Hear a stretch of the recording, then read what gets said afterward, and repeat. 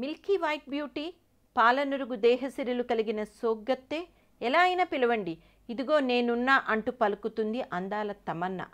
ఈ అమ్మడి మిల్కీ సిరులు సౌత్ ఇండస్ట్రీలో బోలెడన్ని అవకాశాలు తెచ్చిపెట్టాయి.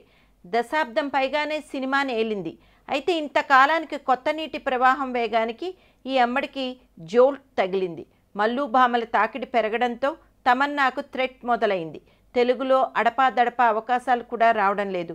ఊపిరి సినిమా తర్వాత అసలు తమన్నాకు అవకాశమే లేదు. ఇక బాహుబలి 2లో అవంతికగా అలరించబోతోంది. పార్ట్ 2లో ఏమంత పెద్ద క్యారెక్టర్ కాదని ముందే తెలుసు.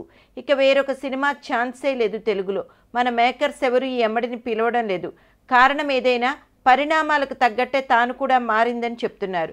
ప్రస్తుతం ముంబైలో సెటిల్ అయింది మిల్కీ. అక్కడి నుంచే హైదరాబాద్లో ఉన్న స్నేహితులకు ఫోన్ చేస్తోందట. పారితోషికం సగానికి సగం తగ్గించేసా, రికమెండ్ చేయండి అంటూ అడుగుతోందట. ఒక్క ఛాన్స్ ఇవ్వండి అంటూ మన దర్శక నిర్మాతలను అడుగుతోందట. తెలుగులో ఒక ట్రెండ్ ప్రాజెక్టులు వెంటనే చేయాలనేది మిల్కీ ఆత్రం. అలా చేసి తిరిగి ఫామ్ను నిలబెట్టుకోవాలని తపన పడుతోందిట. టాలీవుడ్లో కోటి పారితోషికం అందుకునే కథానాయిక 1.5 కోటి కూడా డిమాండ్ చేసిన సందర్భాలున్నాయి. అయితే అందులో సగం కోసేస్తే 75 లక్షలకే ప్రాజెక్టుకు ఓకే చెప్పి తమన్నా నటిస్తుందని అనుకోవచ్చు. మన మేకర్స్కి ఇది మంచి ఆఫరే అని అంటున్నారు ఇండస్ట్రీ ట్రేడ్ వర్గాలు.